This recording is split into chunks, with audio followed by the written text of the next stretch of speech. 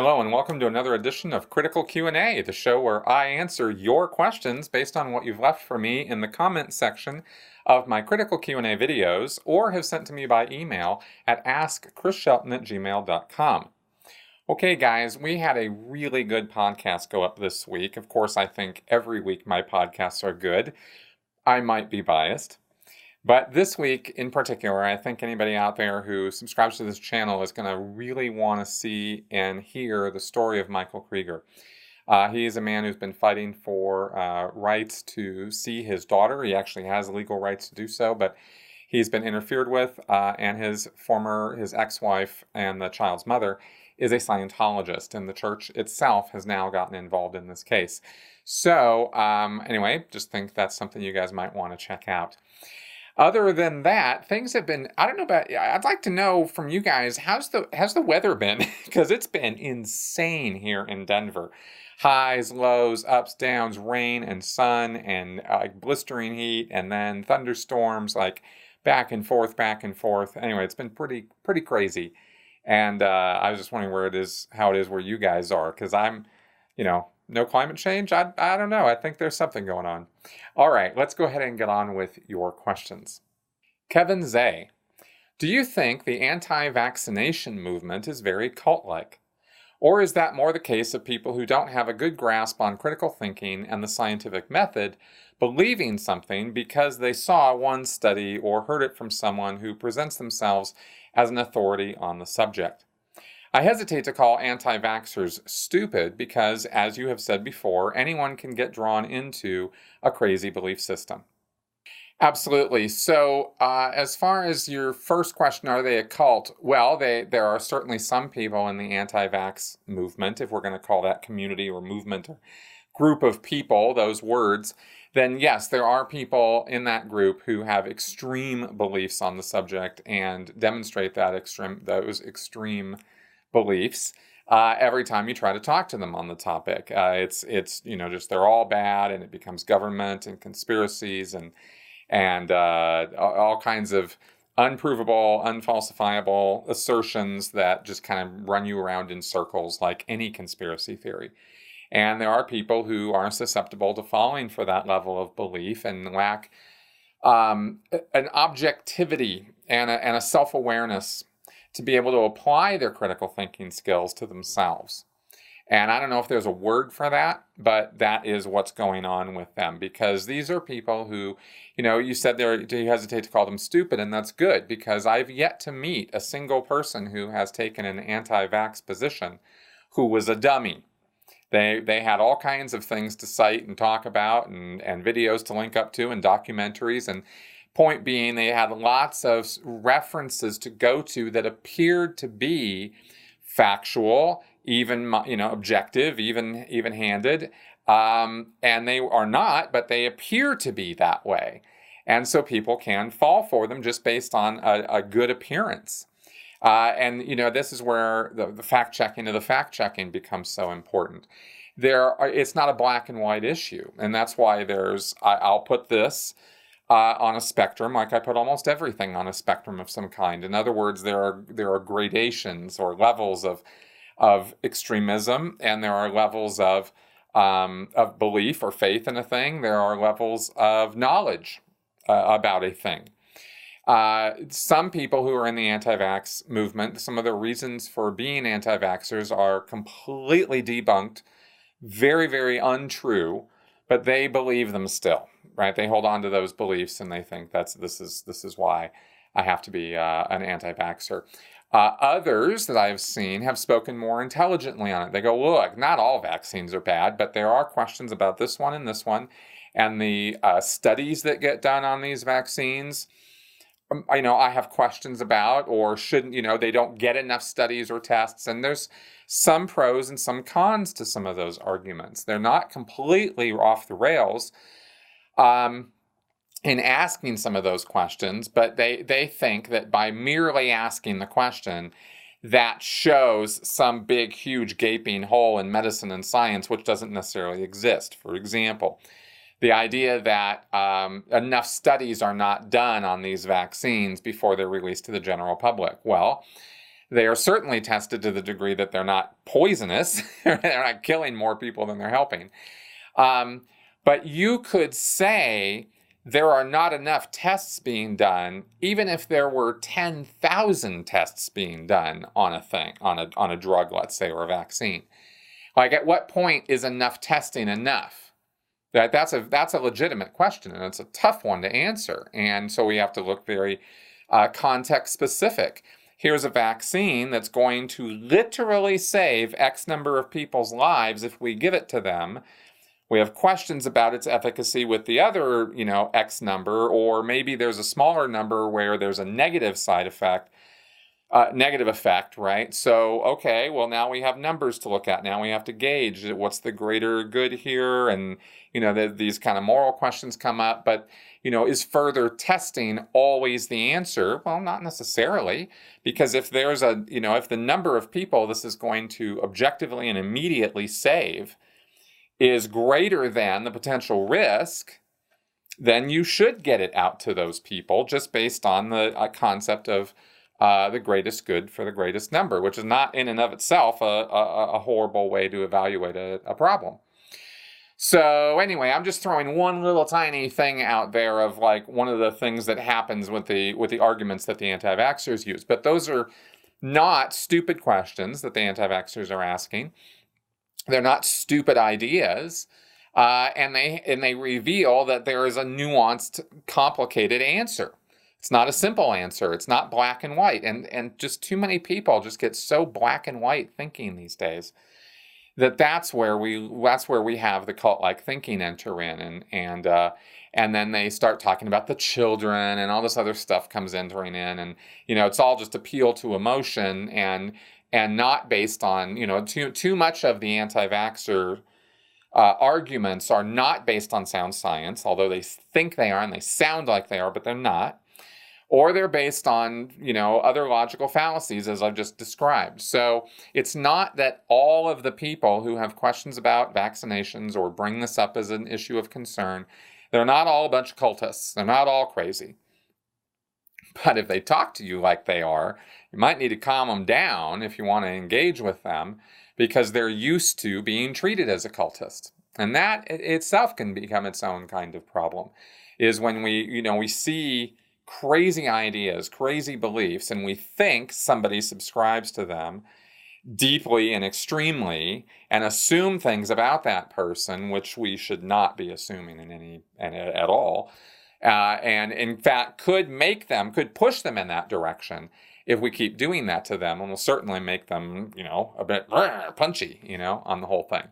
So it's good to, try to engage one-on-one with people in a way that, really where they're coming from, and they know where you're coming from. And, and in this most ideal of ideal worlds, we would all get along, right? Leanne Ross, do you know the origin of the word Engram?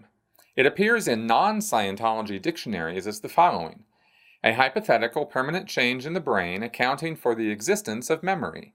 A memory trace. But it has its own specialized definition in Scientology as a moment of pain and unconsciousness, which is stored in the reactive mind. Okay, yeah, this is always an interesting one, Leanne. Thanks for bringing this up.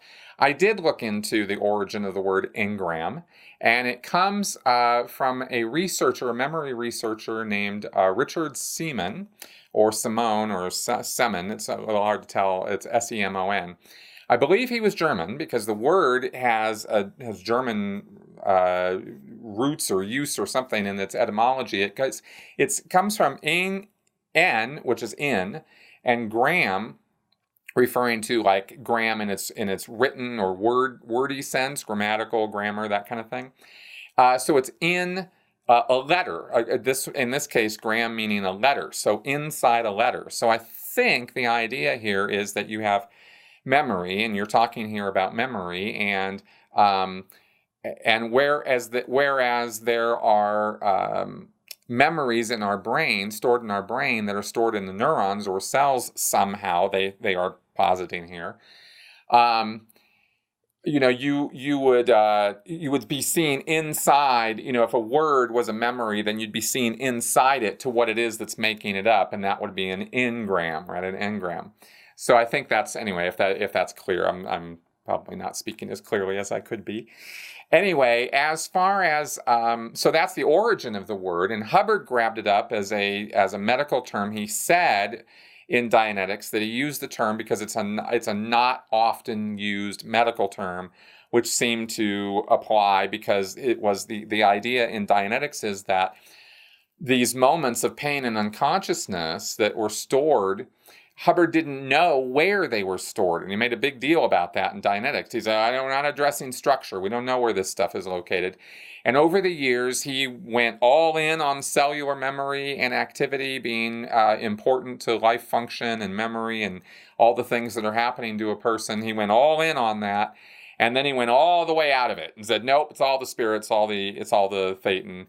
And who cares what the cells are doing, and the biology isn't really that important.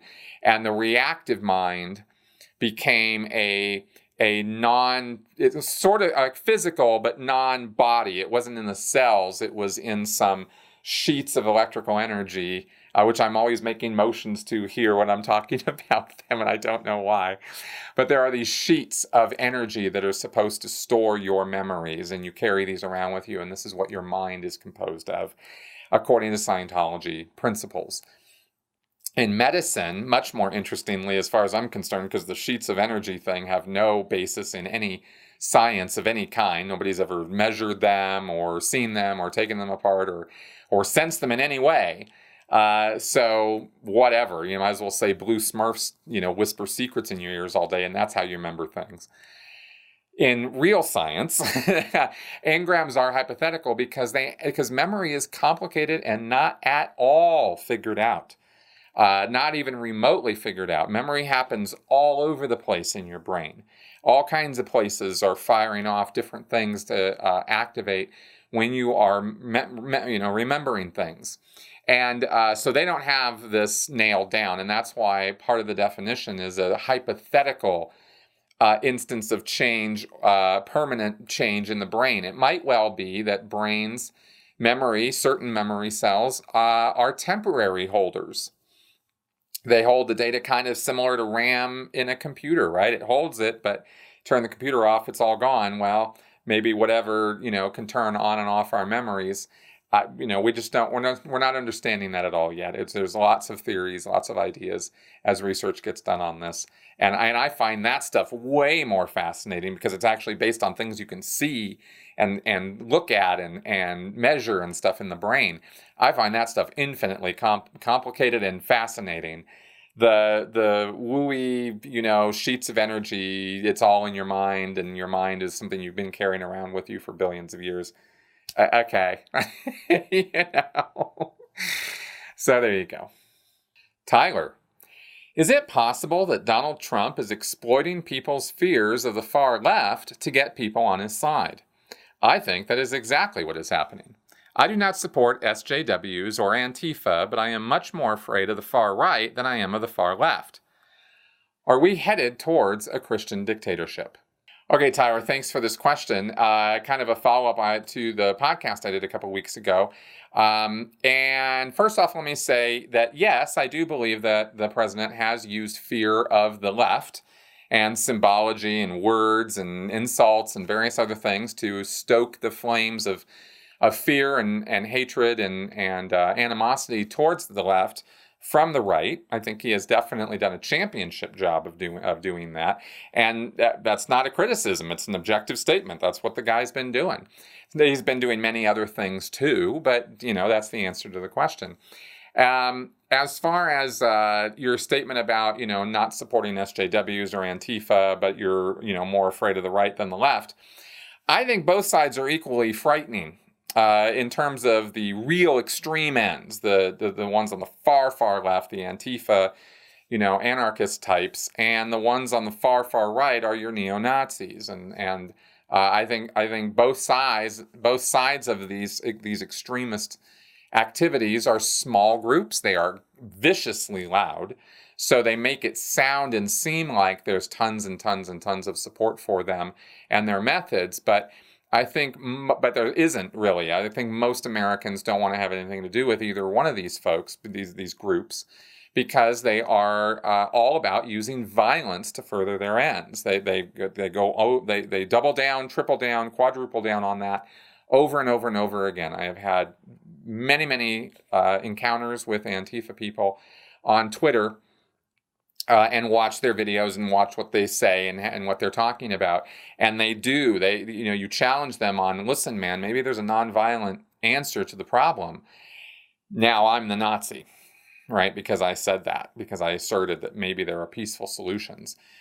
Just saying that, it got me, days of harassment on Twitter. So I'm not, some snowflakers. I'm not whining about getting stalked on Twitter. I'm pointing out that these people the Antifa people are extremists. And I think what matters to them more than their ideology or their stated purposes is the violence. I think the people on that end are drawn to the violence. I think it's the same on the right with the neo-Nazis. And I think it's the same with in extremist Islamic groups, for example, or terrorist organizations, IRA, let's go to Ireland. All these groups have people who are drawn to them like moths to a flame, who crave engaging in violence. They are violent people. So the cause becomes, oh yeah, that's a good excuse to go beat some people up or throw some bricks or punch some Nazis or whatever, whatever's getting you off on that. So that is problematic for me, big time. And I look at both ends as equally bad and equally dangerous and equally small, little tiny groups. We're talking hundreds, maybe a few thousands. When it comes to people who will say they are on those sides or say that they're really into those ideals and yes, go punch a Nazi, but they're not going out punching Nazis. That's a far larger group of people. Those are the Twitter folks and the social media and, antagonists and people who argue about it and the ones who are going to leave nasty comments on the show this week about it.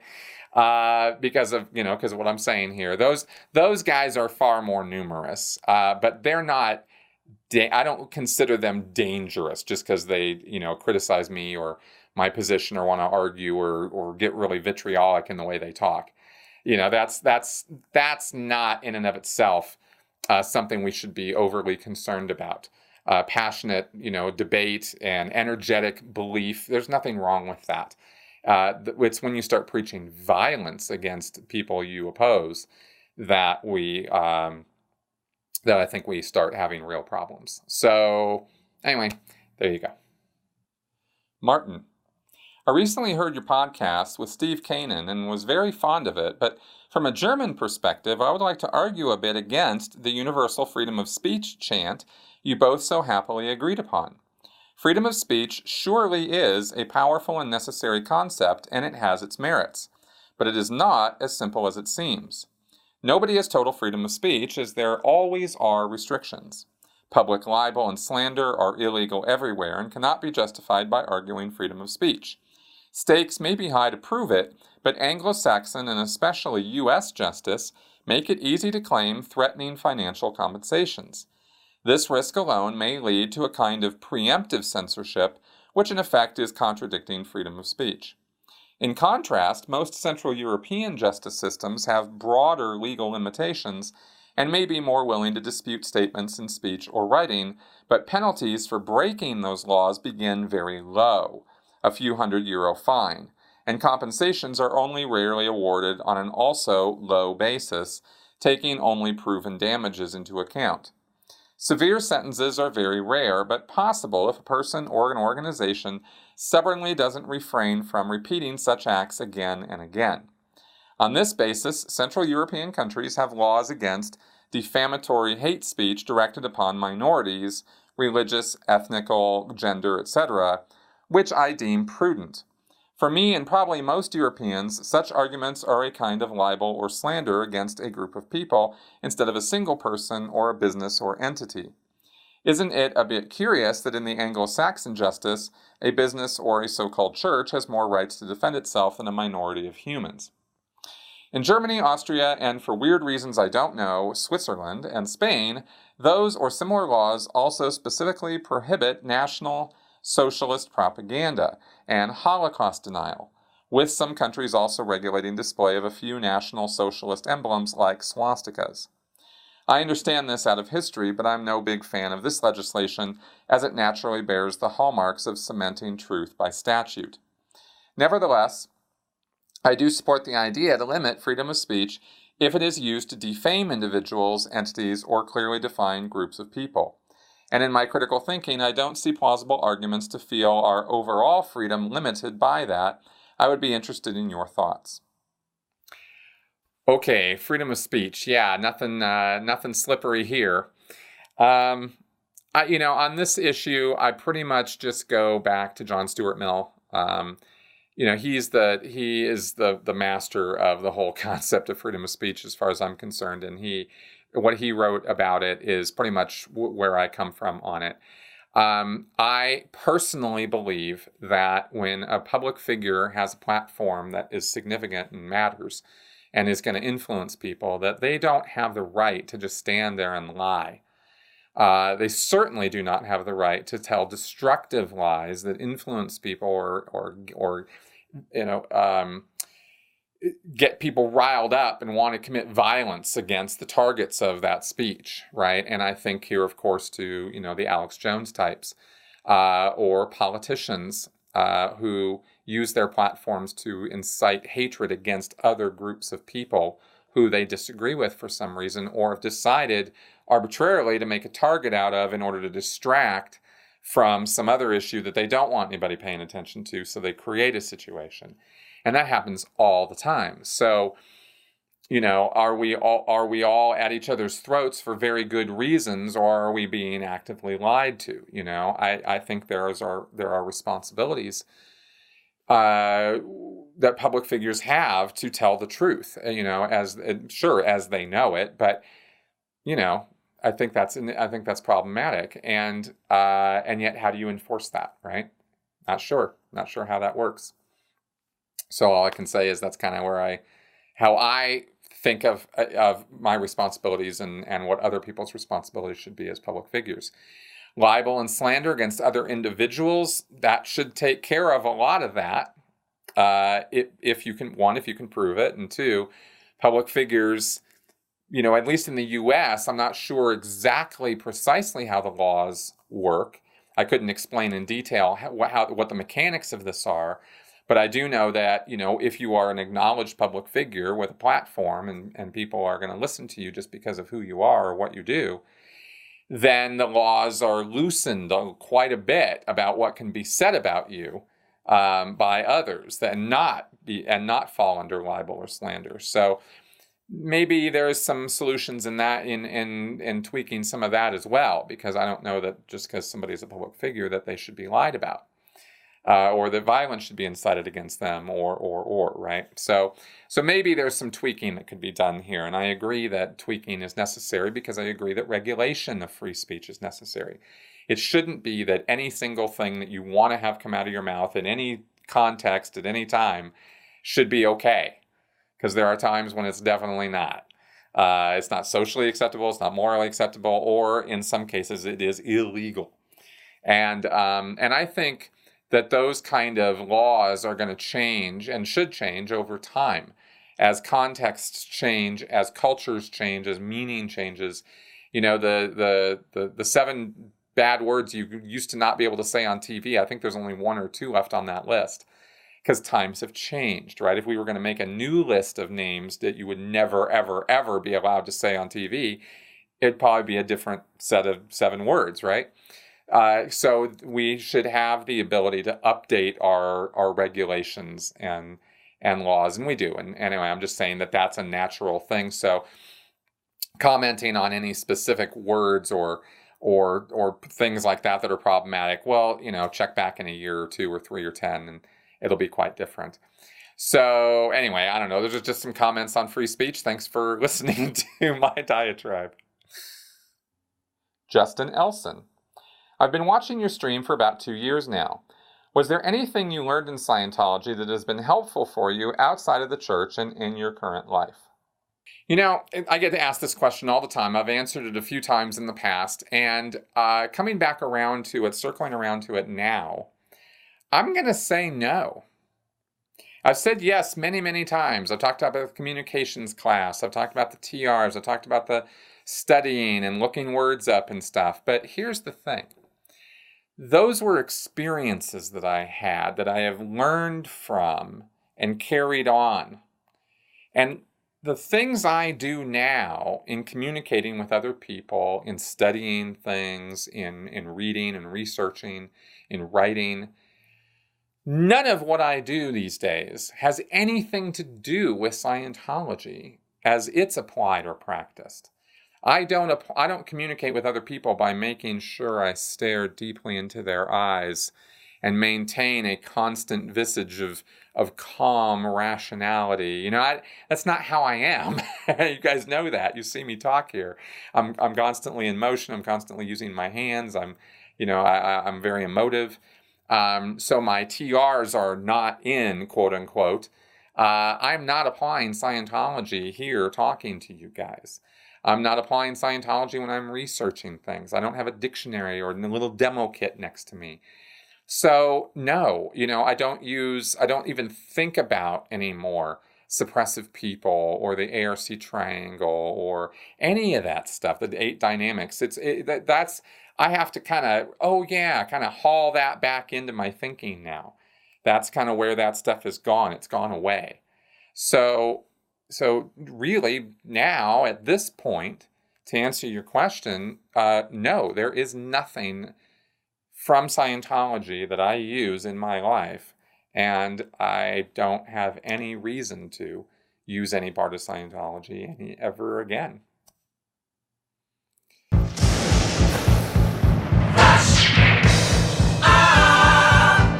It is time for Flash Answers. Alex Olson, do you think there is a reason why, especially in the United States, there are many cults where members are so fanatic? Is there anything in the American psyche that causes cults to pop up more frequently compared to Europe, where there are cults but not as many as in the US? Does it relate to US history, where there is no official bond between the state and the church, where we as Europeans have a closer connection between the church and the state? No, there is no difference in the psyche of the Americans versus the Europeans that's causing America to have more cults than there are in Europe. Believe me, there are plenty of cults in Europe. The culture is not something that's going to protect you from being in a cult, and it's not going to really statistically significantly change the numbers. If there are reasons why there's less cults in Europe, and I don't know that there are, but if there are less cults in Europe than there are in the United States, it would be due to other factors than culture molding thinking, which is keeping Europeans proofed up against cultic thinking.